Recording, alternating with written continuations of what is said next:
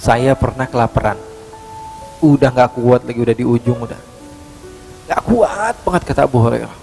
Karena dia berharap Umar bin Khattab mengajak dia datang ke rumah. Terus menerus ditanya lagi, saya sahabat Utsman ditanya, sahabat Ali bin Abi Thalib, dan semuanya nggak ngasih makanan. Semuanya ngira Abu Hurairah nggak ada apa namanya, nggak ada niat lain kecuali memang bertanya. Dapat makanan ini dari Rasulullah SAW. Kata Rasulullah SAW, Abu Hurairah, kamu ketua Suffah kan?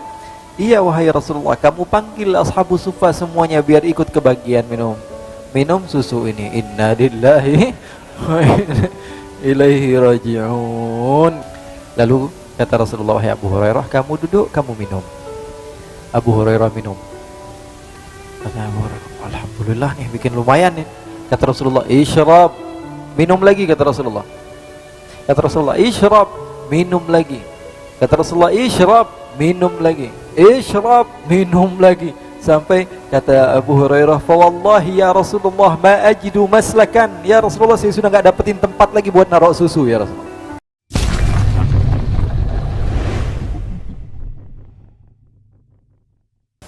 Abu Hurairah radhiyallahu taala anhu tinggal bersama ashabus suffah. Bahkan beliau sebagai pemimpinnya. Beliau bercerita, ya, beliau dipanggil Rasul Aba Hirrah. Ya Aba Hirrah. Karena apa? Karena beliau pernah suatu waktu bawa kucing dimasukkan ke bajunya. Jadi baju orang Arab dulu itu panjang seperti ini, jubahnya tapi panjang, kum, namanya kum. Dimasukkan apa? Segala sesuatu masuk ke sini, segala sesuatu masuk ke tempat ini. Abu Hurairah ketika itu memasukkan kucing. Kemudian Rasulullah SAW tanya, apa itu hai Abdurrahman? Katanya, ini kucing ya Rasulullah. Ya Aba Hirrah, kata Rasulullah, wahai bapaknya kucing. Dari situ beliau dipanggil Abu Hurairah radhiyallahu taala anhu wa 'anil jami'.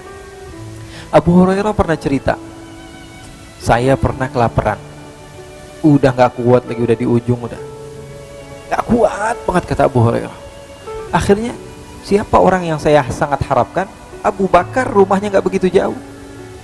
Ya, saya muter cari Abu Bakar. Apa yang saya lakukan? Pertama, saya sudah tahan, saya tidur berbalik seperti itu, masih lapar, kata Abu Hurairah. Saya ambil batu, saya ikat sehingga apa? Saya kencangkan perut saya masih lapar, saya nggak kuat. Akhirnya saya datangi sahabat-sahabat. Di antara yang saya lihat pertama kali, Abu Bakar ada di depan rumahnya. Saya datangi bergegas. Saya tanya, Abu Bakar, labbaika ya Abu Hurairah. Kenapa wahai Abu Hurairah? Saya mau tanya, padahal pengen minta makan. Abu Hurairah yang cerita. Saya pengen tanya apa? Saya pengen tanya tentang ayat yang ada di dalam Al-Quran. Ya, ini asbabun nuzulnya bagaimana wahai Abu Hurairah? Kan engkau adalah orang yang lama hidup dengan Nabi. Ayatnya begini bunyinya gimana? Dijawab sama Abu Hurairah, sama Sayyidina Abu Bakar As-Siddiq dengan jawaban yang panjang. Ya. Dan setelah jawabannya panjang, wahai Abu Hurairah, apakah ada pertanyaan lagi? Kata Abu Hurairah, udah nggak ada wahai Abu Bakar. Akhirnya Abu Hurairah pergi. Padahal niatnya apa? Habis ditanya, kamu sudah makan apa belum? Biasanya kan ditanya begitu. Anak santri nih tinggal sama Nabi. Ya, biasanya ditanya, udah makan apa belum? Tadi dikasih makan apa? Belum, ya udah makan di rumah, begitu kan? Begitu. Harusnya begitu, ngasih kode. Tapi Sayyidina Abu Bakar nggak paham ketika itu. Ada pertanyaan lagi, kata Sayyidina Abu Bakar, kata Abu Hurairah, Sayyidina Abu Hurairah, nggak ada wahai Abu Bakar. Takut kepanjangan lagi jawabnya. Akhirnya Sayyidina Abu Hurairah cari Sayyidina Umar. Wahai Umar, kau faham tentang urusan-urusan fikih dan semisalnya. Saya mau bertanya, ada si fulan bin fulan begini dan begini, hukumnya bagaimana? Dijawab dengan detail oleh Sayyidina Umar. Kemudian setelah itu ada pertanyaan lagi, wahai Abu Hurairah. Kata Abu Hurairah, tidak ada. Karena dia berharap Umar bin Khattab mengajak dia datang ke rumah. Terus menerus ditanya lagi, saya sahabat Utsman ditanya, sahabat Ali bin Abi Thalib, dan semuanya nggak ngasih makanan. Semuanya ngira Abu Hurairah nggak ada apa namanya, nggak ada niat lain kecuali memang bertanya. Rasulullah SAW di depan rumah liatin Abu Hurairah bolak-balik. Rasulullah senyum. Kata Rasulullah SAW, Abu Hurairah, sepertinya perut kamu sudah lapar. Kata Abu Hurairah, iya ya Rasulullah, sudah, sini kamu datang ke rumah saya. Rasulullah SAW masuk ke rumah Rasulullah SAW, tanya sama orang rumah, ada makanan apa? Ini Abu Hurairah kelihatannya lapar, kata Rasulullah. Karena rumahnya dekat. Lalu istri Rasulullah SAW mengatakan, ya Rasulullah, barusan ada orang yang mengantarkan kepada kita satu wadah isinya susu. Kata Rasulullah, ambil. Kata Abu Hurairah, alhamdulillah, ya, dapat makanan ini dari Rasulullah SAW. Kata Rasulullah SAW, Abu Hurairah, kamu ketua Suffah kan? Iya wahai Rasulullah, kamu panggil ashabu Suffah semuanya biar ikut kebagian minum susu ini. Inna lillahi wa inna ilaihi raji'un. Niatnya pengen minum sendirian, habis itu selesai kenyang enak tidur ini. Ternyata sahabat-sahabat ashabu Suffah semuanya dipanggil. Berapa jumlahnya? 40 sampai 100 orang semuanya minum, kebagian apalagi saya? Apalagi sebagai seorang ketua, sayyidul qaum khadimuhum, pemimpin dari setiap rombongan, mereka harus menjadi khadimnya. Akhirnya betul kata Rasulullah, panggil semua. Akhirnya saya panggil semua ashabu Suffah, saya panggil, ayo semuanya, ayo datang ke rumah Rasulullah. Kenapa? Ada makanan, ayo buruan santri semuanya pergi. Akhirnya semuanya datang ke rumah Rasulullah SAW. Kata Rasulullah, Abu Hurairah, kamu jangan minum dulu, kasih yang lain dulu.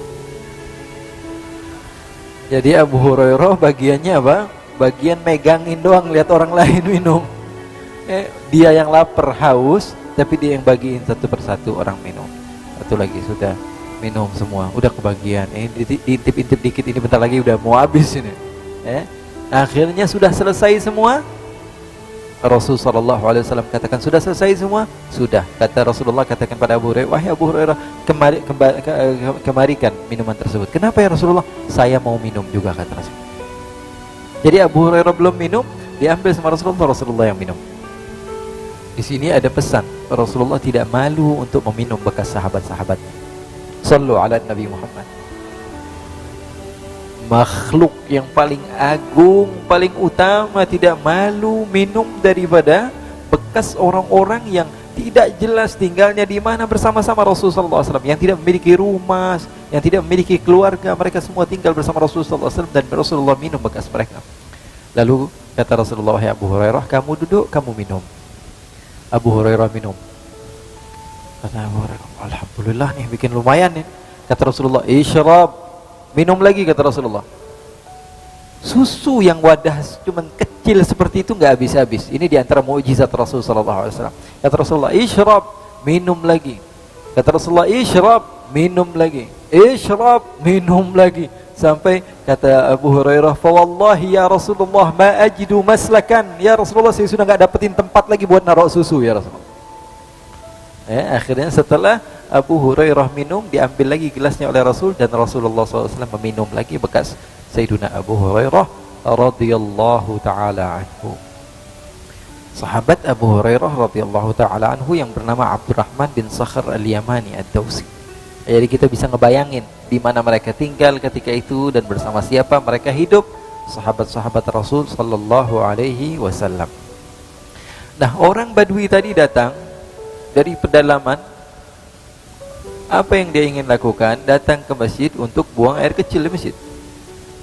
Sesampainya di masjid, sahabat-sahabat marah, murka, ini orang kurang ngajar.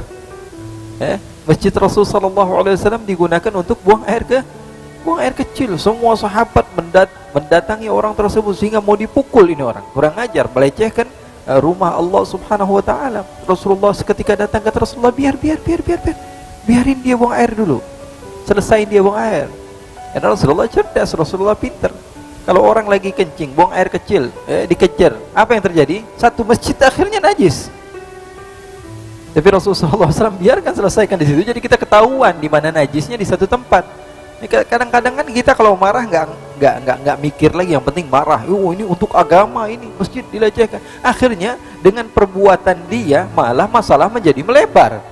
Yang tadi harusnya di satu tempat, tapi akhirnya malah najis di mana-mana. Akhirnya setelah itu kata Rasulullah SAW, kamu teruskan buang airnya. Setelah itu Rasulullah perintahkan beberapa sahabat untuk membersihkan masjid tersebut. Badui ini mendatangi Nabi. Ya rajul, ditarik Rasulullah. Kenapa, kata Rasulullah? Kamu ini Muhammad sepertinya ya. Iya, kata Rasulullah, saya Muhammad. Saya Muhammad, kata Rasulullah. Kamu mau apa, katanya? Kamu adalah Nabi, saya beriman kepada Allah dan beriman kepada kamu. Tapi saya dapati sahabat-sahabat kamu galak semuanya. dan kamu orangnya baik. Kamu mau apa, kata Rasulullah SAW? Angkat tangan kamu sekarang. Rasulullah dipaksa untuk angkat tangan. Kenapa, kata Rasulullah? Angkat saja. Rasulullah angkat tangan. Saya mau berdoa, kata Badui. Akhirnya kata Rasulullah angkat tangan Rasulullah, dia doa kepada Allah, Allahumma arhamni warham Muhammadan wala tarham ahadan minhum. Ya Allah, sayangi saya, sayangi Muhammad yang sudah baik sama saya, tapi yang jahat-jahat sama saya tolong jangan. Maka Rasulullah SAW tertawa ketika mendengar doa si Badui tersebut. Jadi kehidupan Rasulullah SAW menarik, gitu ya. Kehidupan Rasulullah SAW begitu indah, kehidupan Rasulullah SAW begitu cerah. Kehidupan Rasulullah SAW, sahabat Ibn Umar ditanya, apakah sahabat mereka yadhakun, mereka tertawa? Kata Ibn Umar, na'am yadhakun. Mereka tertawa, tapi hati mereka dengan keimanan seperti gunung yang kokoh tidak akan tergoyangkan. Mereka tertawa di siang hari, tapi di malam hari mereka seperti orang-orang yang layu dan menangis di hadapan Allah Subhanahu wa Ta'ala. Mudah-mudahan Allah Subhanahu wa Ta'ala berikan kepada kita keberkahan dari kisah-kisah baginda Rasulullah SAW, dan insyaallah di minggu yang akan, bulan yang akan datang, insyaallah kita akan bercerita kemarin tentang ibu bapak Rasulullah SAW ketika menikah. Jadi kita kisah ini dari awal, tapi masih sampai Rasulullahnya belum lahir. Nggak apa-apalah, kita cerita sedikit demi sedikit, dan insyaallah kita khatamkan sampai Rasulullah SAW hijrah ke kota Madinah dan seterusnya sampai kita memahami betul siapa itu baginda Rasulullah SAW, dan kita memahami kisah hidup baginda Nabi besar Muhammad sallallahu alaihi wasallam. Ada sedikit waktu mungkin tanya jawab sebelum salat. Tafadhal, silakan.